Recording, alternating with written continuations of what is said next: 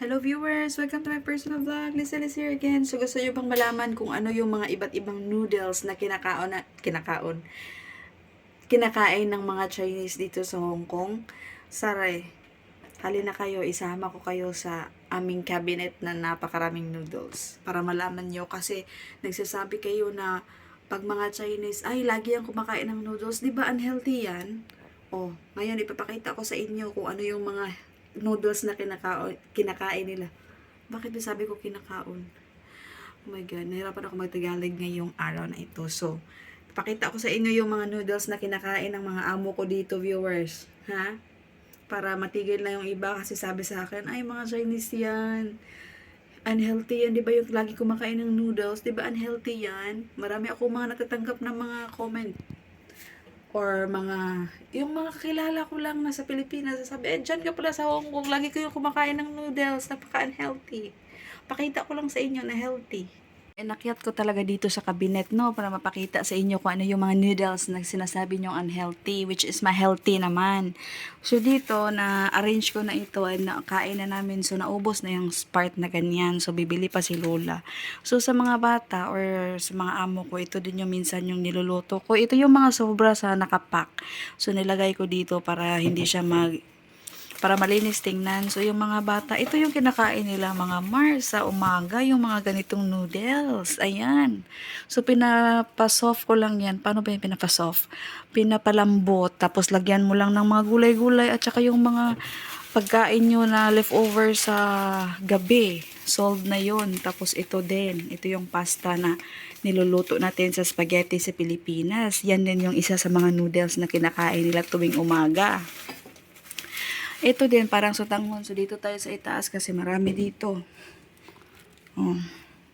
Meron din kaming mga ganito, oh. Yung magluluto ka ng pasta na parang soup siya. Na, ewan ko anong tawag nito. Ito siya, soup pasta. Soup pasta naman talaga siya, no. So, ito, niluluto ko din ito sa umaga. Nilalagyan ko ng gulay at saka yung, kung ano yung mga leftover na ulam namin nilalagay ko para mas malasa siya. Bakit ko sinasabing leftover? Kasi yung mga amo ko dito hindi naman maarte. So, para hindi masayang yung mga leftover, nilalagay ko na lang sa mga noodle na niluluto ko tuwing breakfast. So, sa mga bata naman viewers, ito yung binili ni Madam. Ito yung animal noodles na paborito ng mga bata. Bakit? Kasi may mga shape siya. Ayan, may mga shape siya. Animals, duck. So, paborito nila ito. And, kung magluto kasi ako minsan na pang maramihan, yung mga amo ko, ano na din, kumakain na din dito para isang lutuan na lang. So, ito yung mga noodles nila. Wala itong lasa. Ayan, pasta.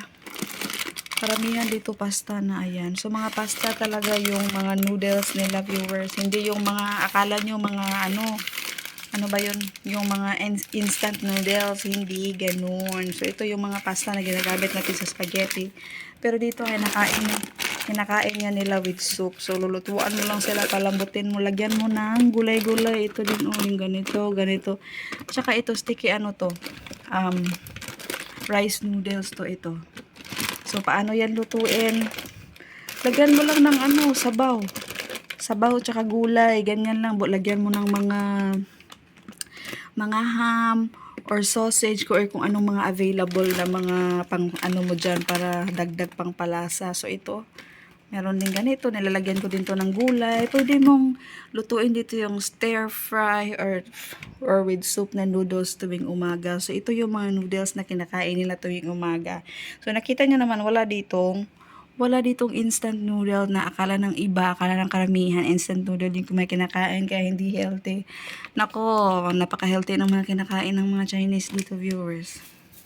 Super healthy sila, hindi kagaya sa atin na addict sa mga instant noodle. Dito, healthy talaga yung mga noodles nila.